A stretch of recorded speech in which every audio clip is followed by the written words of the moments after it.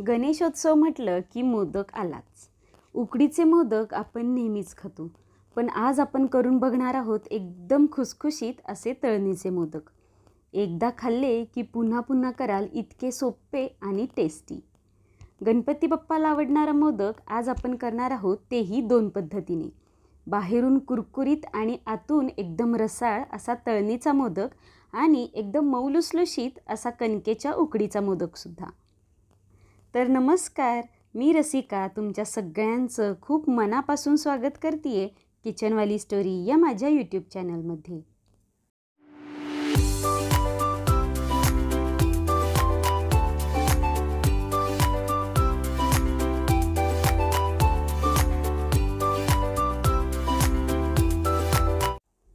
तर सगळ्यात आधी इथे मी एका मोठ्या बाउलमध्ये 2 वाटी गव्हाचं पीठ घेतलेलं आहे. हे पीठ मी स्वच्छ चाळून घेतलेलं आहे. मग यामध्ये अर्धा चमचा मीठ आणि लागेल असं आपल्याला थोडं थोडं करून पाणी घालायचं आहे आणि अगदी घट्टसर याची कणिक मळून घ्यायची आहे. आपण जशी पुऱ्यांना मळतो त्याचप्रमाणे घट्ट ही आपल्याला कणिक मळून घ्यायची आहे. तुम्हाला हवं असल्यास तुम्ही यामध्ये अर्धी वाटी रवा घातलात तरीही चालेल.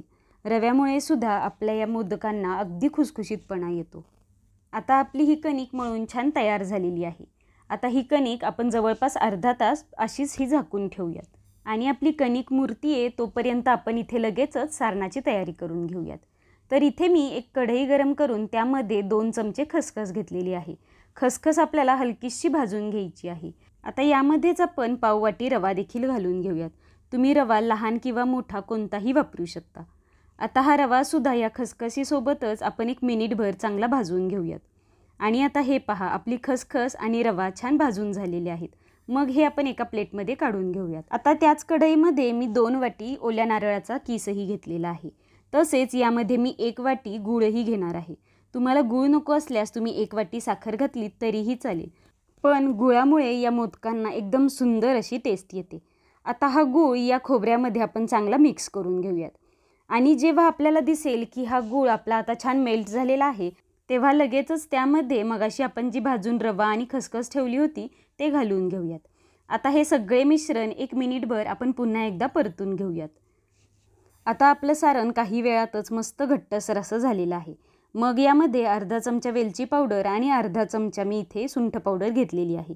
तुम्हाला हवं असल्यास तुम्ही जायफळ किसून घातलं तरीही चालेल. आता हे एकदा चमच्याने सगळं मिक्स करून घेऊयात आणि गॅस बंद करूयात. आणि आता हे सारण एका प्लेटमध्ये काढून घेऊन ते व्यवस्थित आपल्याला गार करून घ्यायचं आहे. आणि आता हे पहा, आपलं सारण होईपर्यंत आपली ही कणिक छान मुरलेली आहे. आता परत एकदा आपण हातांनी ही छान मळून घेऊयात. आता आपली कणिक हलकीशी सैलसर देखील झालेली आहे, अगदी आपल्याला हवी तशी.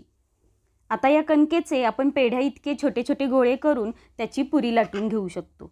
किंवा मग तुम्हाला हवं असल्यास तुम्ही त्याची मोठी जरी चपाती लाटलीत आणि मग वाटीच्या साह्याने त्याचे छोटे छोटे जर तुम्ही गोल कापून घेतलेत तरीही चालेल.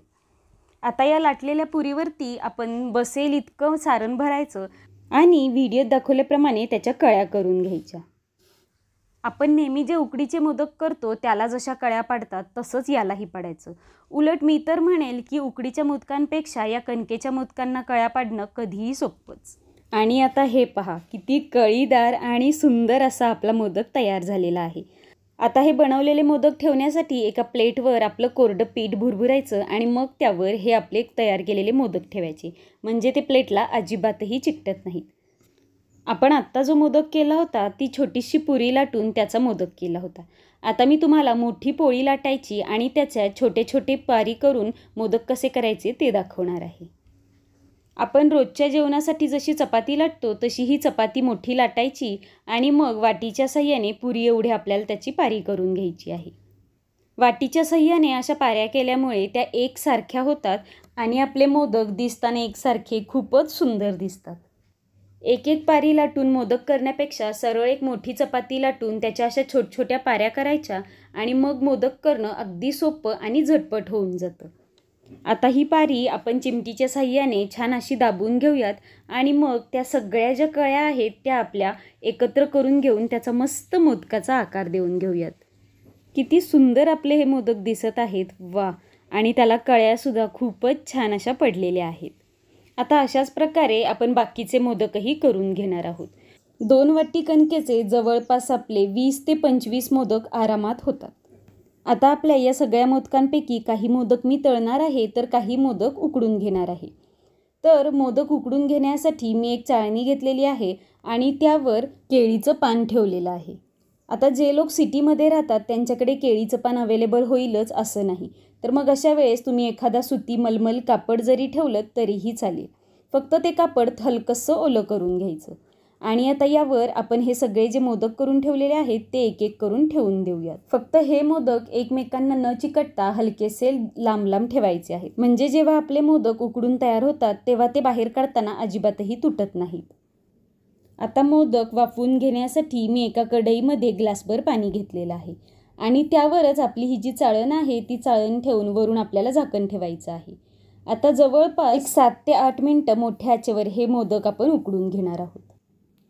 आणि आपले मोदक उकडत आहेत तोपर्यंत दुसरी एक कढई ठेवून त्यामध्ये तेल गरम करूयात आणि जे आपल्याला मोदक तळायचे होते ते घालून घेऊयात. फक्त मोदक घालताना आपल्याला तेल व्यवस्थित गरम करून घ्यायचं आहे. आता लो टू मीडियम आचेवरती हे मोदक आपल्याला अगदी 2 ते 3 मिनटं छान कुरकुरीत आणि खुसखुशीत असे तळून घ्यायचे आहे. मध्ये मध्ये आपल्याला झाऱ्याच्या साहाय्याने या मोदकांवरती तेलही घालायचं आहे आणि हे मोदक सगळ्या बाजूंनी छान कुरकुरीत असे तळून घ्यायचे आहेत. अगदी 2 ते 2.5 मिनटामध्येच हे मोदक छान तळले जातात. या मोदकांना बाहेरून मस्त गोल्डन कलर आला की मग आपण हे तेलातून बाहेर काढून घेऊयात. या मोदकांना अजिबातही तेल राहत नाही किंवा खूप तेल लागतही नाही, तर खूप कमी तेलामध्ये आपले हे मोदक तळून तयार होतात. आता अशाच प्रकारे आपण बाकीचे मोदकही तळून घेऊयात.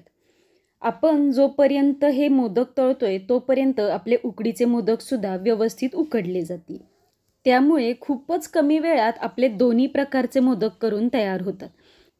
तर तुम्ही पाहिलंच असेल हे दोन्हीही मोदक करायला किती सोपे आणि झटपट होणारे आहेत. एकदा का सारण बनवलं आणि कणिक मळली की झालं, फक्त मोदक करायचे आणि ते उकडून घ्यायचे किंवा मग तळून घ्यायचे, इतकंच.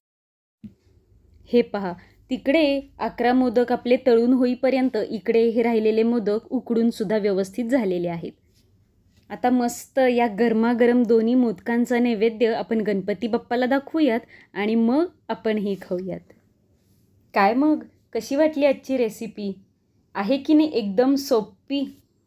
चला तर मग, व्हिडिओ आवडला असल्यास आपल्या या व्हिडिओला लाईक आणि शेअर करा. तसेच आपल्या चॅनलवर जर तुम्ही नवीन असाल तर आपल्या चॅनलला सबस्क्राईब करा. चला तर मग भेटूयात अशा छान छान झटपट होणाऱ्या आणि तरीसुद्धा अगदी टेस्टी अशा रेसिपीजसोबत पुढच्या व्हिडिओमध्ये.